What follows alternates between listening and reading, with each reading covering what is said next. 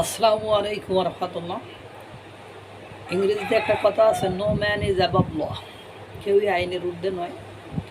একটা দেশে করা আইন সেই দেশের সরকার প্রধানের জন্য যতটা প্রযোজ্য, সেই দেশের সাধারণ নাগরিকের জন্য, একজন ভিক্ষুকের জন্যও ঠিক সমানভাবে প্রযোজ্য। কিন্তু বাংলাদেশের ইতিহাসে এইসব অঘটন অনেক আগেই থেকে ঘটছে। এটি শুধু খাতা কলমেই প্রযোজ্য, বাস্তবতা সম্পূর্ণরূপে ভিন্ন। তারই একটা নমুনা আপনাদের সামনে আমি এখন দাঁড় করাবো। যাই হোক, বাংলাদেশে শেখ হাসিনার বক্তব্য প্রচার হালাল করে ফেলেছে, অর্থাৎ বৈধ করে ফেলেছে আপনার আমার দেশ পত্রিকার সম্পাদক মাহমুদুর রহমান। কেন এই কথা বললাম?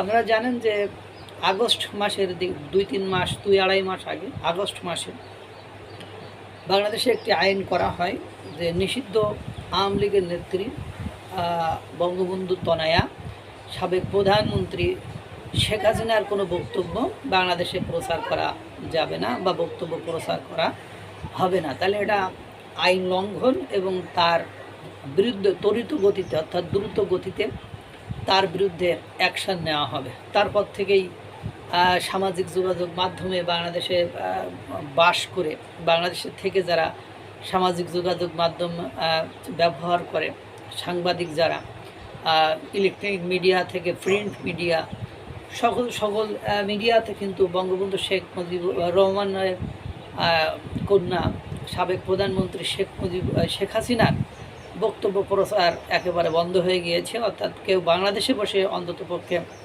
তার বক্তব্য প্রচার করে না। যেগুলো প্রচার হয় সেগুলো বিদেশে বসে যারা সামাজিক যোগাযোগ মাধ্যম, ফেসবুক, ইনস্টাগ্রাম, হোয়াটসঅ্যাপ, ইমো, তারপরে ইউটিউব, এগুলো পরিচালনা করে, তারা এগুলো করে থাকে। কিন্তু বাংলাদেশের কোনো ব্যক্তি, কর্তা ব্যক্তি, সামাজিক যোগাযোগ মাধ্যম ব্যবহারকারী, তারা কিন্তু কেউ করে না। আপনারা জানেন এই মুহূর্তে ডক্টর ইউনূস বাংলাদেশের সরকার প্রধান, তিনি ইসে আছেন, আপনার মার্কিন যুক্তরাষ্ট্রে আছেন। তিনি সেখানে গিয়েছেন জাতিসংঘের অধিবেশনে, সাথে 104 জনের একটা লর্ড বহর নিয়ে গেছেন। সেই লর্ড বহরের একটা বহরে সাংবাদিকরা রয়েছেন।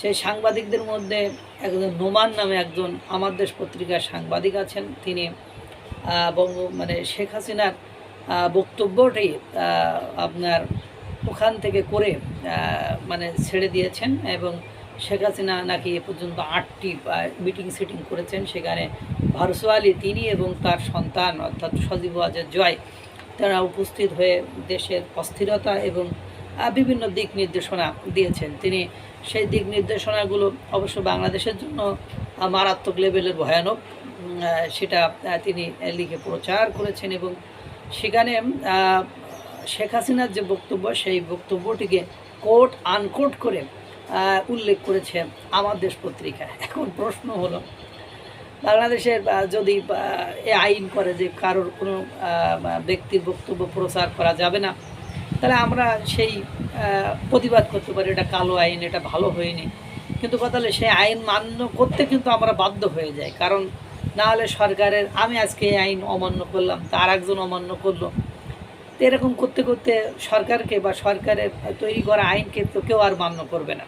সেই ধারাবাহিকতায় আমরা কিন্তু সকলেই আইন মান্য করে কাজ করার চেষ্টা করেছি। কিন্তু দুর্ভাগ্য হলো সত্য যে মাহমুদুর রহমান, আমার দেশ পত্রিকার সম্পাদক মাহমুদুর রহমান, তার শক্তি সামর্থ্য এবং তিনি আওয়ামী বিরোধী আপাদমস্তক এবং ভারত বিরোধী একজন অ্যাক্টিভিস্ট এবং পত্রিকার সম্পাদক মালিক মাহমুদুর রহমান, তার ইউটিউব চ্যানেল থেকে শুরু করে তার পত্রিকা পড়লে আপনারা বুঝতে পারবেন যে আমার দেশের ভূমিকা বাংলাদেশে কোন লেভেলে, কোন মাত্রায়, কোন পর্যায়ে আছে। এবং তিনি তাকে আগের যে সরকার, পতিত সরকার, তাকে জঙ্গিবাদের হোতা বা জনক হোতা বলেই অনেক সময় তাকে বলা হতো। এখন তার যে পত্রিকা, সেই পত্রিকায় একেবারে বঙ্গবন্ধুর মেয়ে, সাবেক প্রধানমন্ত্রী, আওয়ামী লীগ নেত্রী, সভানেত্রী শেখ হাসিনার বক্তব্য একদম কোটেড আনকোটেড করে আপনার ছাপিয়েছে। আমাদের পত্রিকাটা পড়ে আপনারা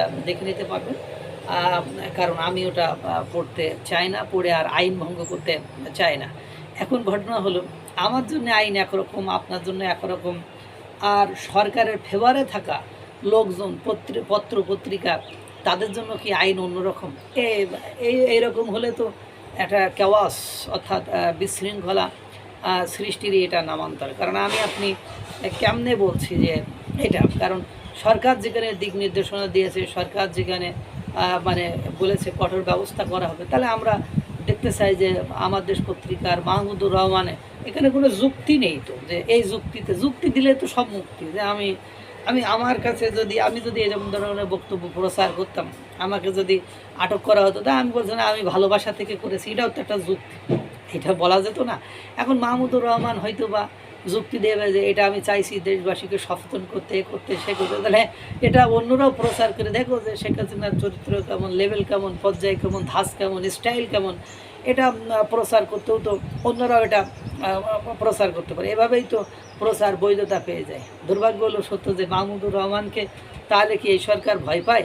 মাহমুদুর রহমানকে সরকার কি সুযোগ দিয়েছে, বা মাহমুদুর রহমান কে এত বড় হ্যারাম হয়ে গেছে যে তার এই এই বক্তব্য প্রচারে সে সরকারের আইন লঙ্ঘন করে সাহসিকতা দেখিয়েছে? এটা বাংলাদেশ সহ পুরো বিশ্বের লোক জানতে চায়, এবং এই বিষয়ে একটা গুরুত্বপূর্ণ সিদ্ধান্ত যে, এবং এটা দিয়েই সরকারের নিরাপত্তা বা সরকার এই মুহূর্তে এই বিষয়টি নিয়ে নীরব, এটা দিয়েই বৈধতা পেল যে সরকারের আওয়ামী সভানেত্রী সাবেক প্রধানমন্ত্রী শেখ হাসিনার বক্তব্য প্রচার এখন থেকে বৈধ, কোনো সমস্যা নেই। কারণ এখন তো কালকে দেখা যায় 21 টিভি, পরশুদিন ATN, চ্যানেল আই, তারপরে আরও যে সংবাদ মাধ্যমগুলো আছে, গণমাধ্যম, ইলেকট্রিক মিডিয়া, প্রিন্ট মিডিয়া বলেন, হ্যাঁ ইত্তেফাক বলেন, প্রথম আলো বলেন, হ্যাঁ দ্য ডেলি নিউজ বলেন, দ্য অবজারভার বলেন, এই যে গণমাধ্যমগুলো আছে, ওরা বলবে যে আমার দেশ পত্রিকা যখন করছে, তাহলে তার